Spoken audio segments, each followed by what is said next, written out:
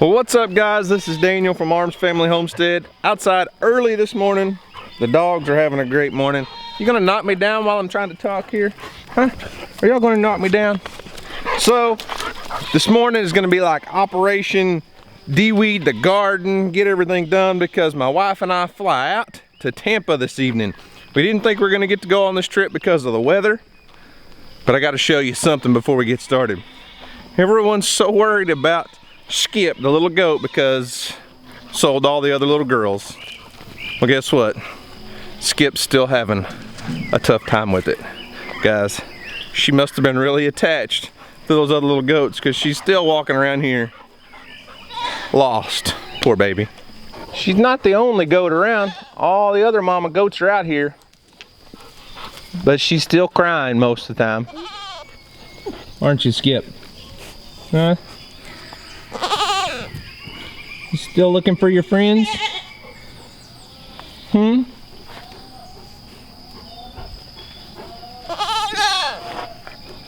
So anyways, I've got to get started. I don't know about what it's like where you are, but in Oklahoma, we get such high humidity. You got to get up early in the mornings and get out here and do your outside chores done, because when it gets to about 85, 90 degrees, it's just too dang hot to piddle with this stuff. So I do it early in the morning when it's nice and cool.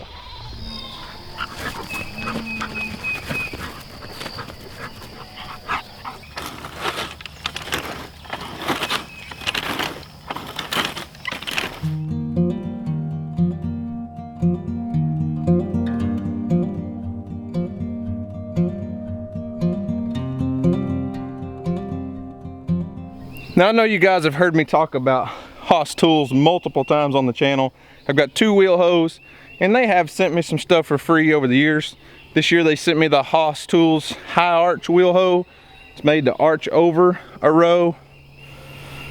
My go-to tool in the garden for weeding and getting grass is just my old original wheel hoe that I purchased myself with a stirrup hoe on it. I love that thing. You can get out here back and forth. It's a little bit of a workout, but I go pretty fast and try to get it knocked out quickly. I love that thing, it's awesome. Go check out Haas Tools if you've never looked at those.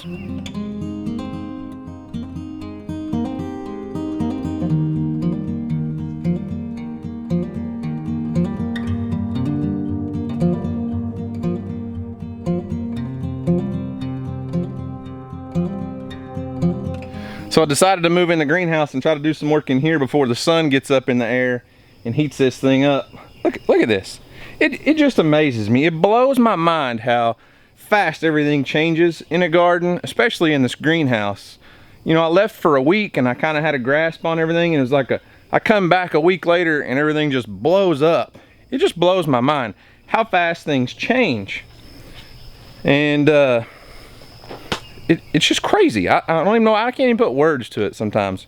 These tomato plants, almost 6 foot tall here. Cucumbers, I mean, they're growing plumb out of the cage already. Just blows my mind. So I've been trying to do a little series on crops that I grow, calling it like grow, cook, eat type series. And I was gonna do that with these sugar snap peas. I mean, you see how they're just growing everywhere. They're growing like crazy. I've never grown a lot of sugar snap peas. I always grew a few and just kind of added them into stir fries and things, because traditionally that's what everyone does with sugar snap peas. Maybe throw a few in a salad. But this year I've got a new addiction. These peas, I have to admit, are amazing. So I just come out here and pick them and eat them straight out of the garden.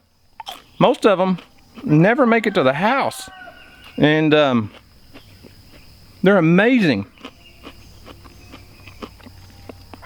These things are so sweet. They just have the most awesome flavor. I think if you took them in the house and put them in the refrigerator, dipped them in just a little bit of ranch dressing or something, maybe, they'd be even better. But I come out here early in the morning when it's nice and cool. I'm like a rabbit, man. I'm just addicted to these things. I'm kind of sad that they're going to play out because it's getting so hot. They're not going to last much longer, but whoever eats sugar snap peas for breakfast, I like them. There's no reason for me to do a grow, cook, eat video on sugar snap peas, because I'm just going to eat them in the garden more than anything. We've stir-fried a few. We had some last night, and they were really good. But by far, my favorite way of eating them right now is just like this. That's the best part about having a garden right there. So one question I've been getting a lot lately, and maybe it's more of a compliment than a question, is people always say they notice how I don't have a pest problem in my greenhouse, and they want to know how I keep the pests off of everything.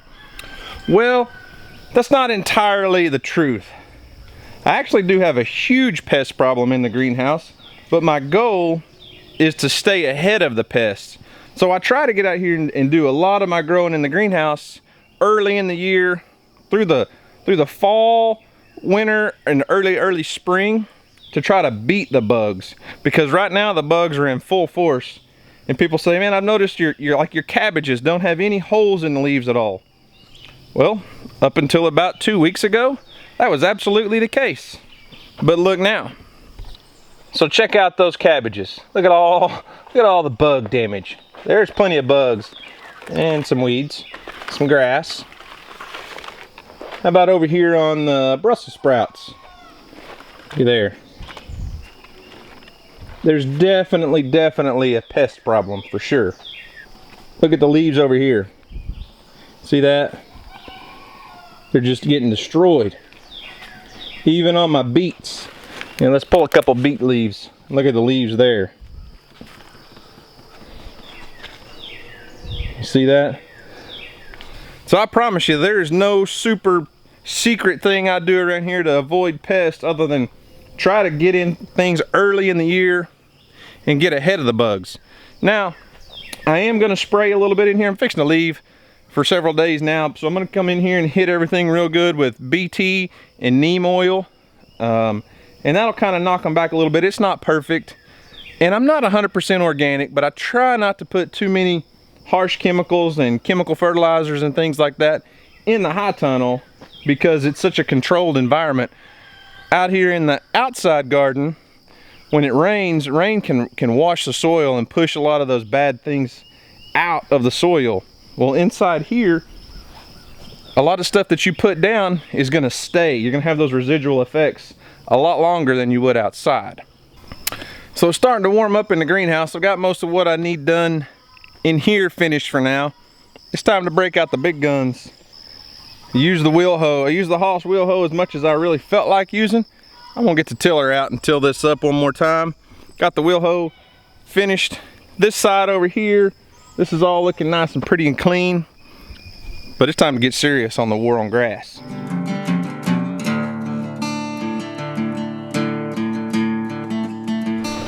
Well, as you can see, I got lots of grass to take care of. And the tiller behind the tractor, right there, that does the trick real quick. Because we've got a lot more watermelons to plant out here for Houston's watermelon patch. Just kind of trying to do it in succession so we don't have 50 watermelons ripe all at once.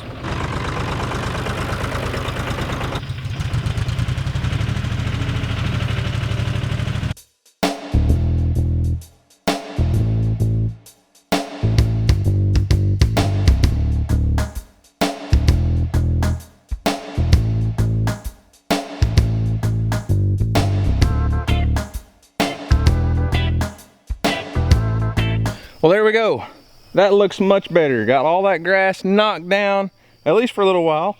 I went ahead and come out here and planted a row of okra. I had a bunch of okra starts. They were getting about 6 inches tall in the greenhouse that I needed to plant. So I put out 10 or 12 okra plants. Like I said earlier in the year, I'm trying really hard to cut back and not plant so much. Usually every year I way overdo it, have 10 times more than what I need. So this year, this one row of okra is all I'm planting. I will not plant 5 rows of okra. So there's my war on the weeds, at least for today. It's a constant battle. If you're a gardener, you know it's a constant struggle to keep weeds out. I mean, it's supposed to be weedy. It's supposed to be grassy like that. That's what, it's what it's intended to look like. Instead, as gardeners, we come out here and we try to cover it all, or we try to come out here and not have grass where we want plants to grow. Doesn't always work out like that. And I know I'll catch some flack from people for coming out here with that tiller, tilling up the soil, killing all that. I get it, I understand. Sometimes you just gotta come out here and till it up. I don't have time to come out here with the wheel hoe right now and stay ahead of it. What is it, Bear? What do you want, buddy? You needing some loving? Huh? Are you needing some loving?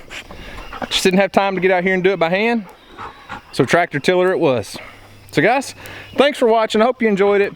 Hopefully the next video you see will be us in the Tampa Bay area, either fishing, bow fishing, going after alligators, something. It's gonna be a lot of fun. We fly out tonight. So hopefully we have a safe trip down there. Looks like the storm has all passed. It's all inland. Headed on up in towards, from what I looked, kind of up in the angle in towards Tennessee area maybe. Everything should be past where we're going in Tampa. So guys, thanks for watching. I hope you enjoyed it. Y'all have a great day. And as always, we'll see you on the next video.